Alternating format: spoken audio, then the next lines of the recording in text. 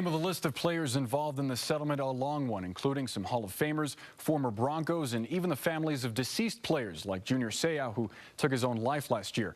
For those players and their families, this is a major step forward.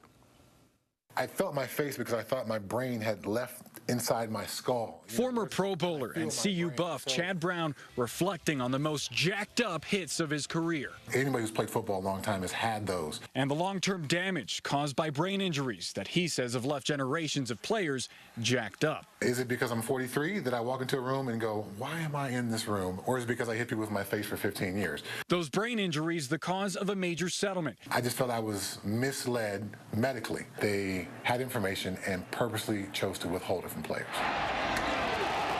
The NFL agreeing to pay Brown and another 4,500 former players $765 million for allegedly withholding information about the long-term effects of repeated concussions. I think it's good news for the players. I think it's good news for the league. Seth Katz of the Berg Simpson law firm represented about a half dozen players in the suit, including former Broncos Dave Studdard and Ralph Tam. I think it shows that the league is committed to taking care of former players. And both Katz and Chad agree. Cobb in trouble, gets ready. Oh, big hit. The bad press caused by the lawsuit has forced the NFL to make major changes. Chad says this settlement is part of a movement toward improved safety in the NFL, not only because of better helmets, but more education when it comes to concussions.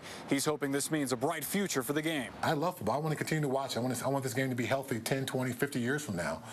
And I think this push for safety is going to allow that to happen. The next step, the former players will go to doctors who will determine the extent of their trauma, and they can receive as much as $5 million each as compensation.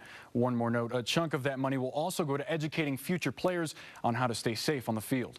Live in the studio, Boris Sanchez, Fox 31, Denver. Boris, thank you. Fast food and